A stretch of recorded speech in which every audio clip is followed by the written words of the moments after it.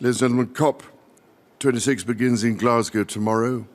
Quite literally, it is the last chance saloon. We must now translate fine words into still finer actions. Oh, piss off. You literally just flew 16,000 air miles in private jets and helicopters in the last 2 weeks alone. 162 tons of CO2 emitted. 18 times the number of the average Brit. And you've got the nerve to lecture us about our energy consumption. If the situation is so dire, if the state of the planet is so perilous, why have you flown 120,213 air miles over the last 5 years? You've flown halfway to the frigging moon and you're telling families they can't have hot baths. Piss off. Here we need a vast military-style campaign to marshal the strength of the global private sector. It offers the only real prospect of achieving fundamental economic transition. A fundamental economic transition? How about a fundamental transition of your rank hypocrisy and jaw-dropping arrogance? Jeff Bezos looking for solutions to heal our world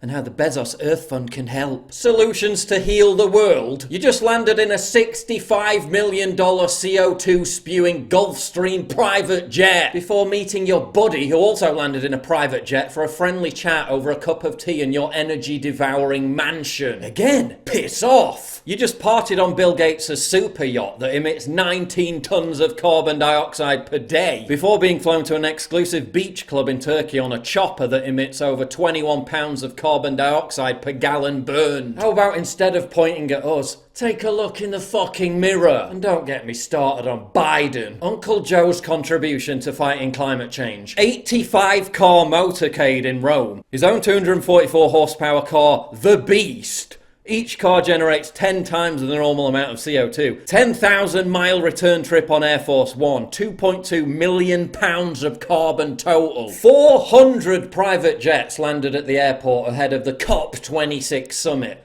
400. Now they're going to spend the next 2 weeks wagging the finger at me for taking a family holiday on a fucking EasyJet. Piss off. They're demanding poor people fork out $5 grand for a green boiler, while they live in mansions that consume more energy than a small country. You locked us down for a year and made us talk to our loved ones on Zoom calls, yet you can't even hold a poxy conference online. Just hold it online. Whatever you think of Greta Thunberg, at least she changed her behaviour to match her rhetoric. In 2019, Greta crossed the Atlantic on a carbon-neutral journey via boat for climate change summits in the US and Chile. It took her 14 fucking days. And that's precisely why the likes of Prince Charles, Jeff Bezos and Bill Gates will never do the same. Partly because they wouldn't even consider, for a second, lowering their own living standards, while ordering you to do the same in the name of saving planet Earth. And secondly, if these elitists tried to reach the COP26 climate change conference in Glasgow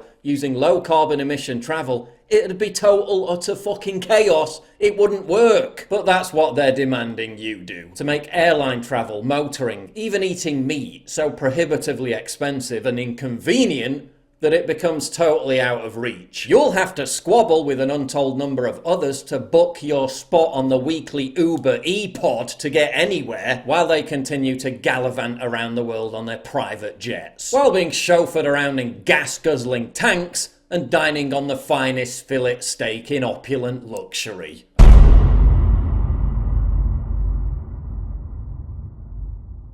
To get exclusive content, early access, behind-the-scenes stuff, and to personally interact with me, please sign up for my community at pauljosephwatson.locals.com. Link in description, and thank you for your generous support.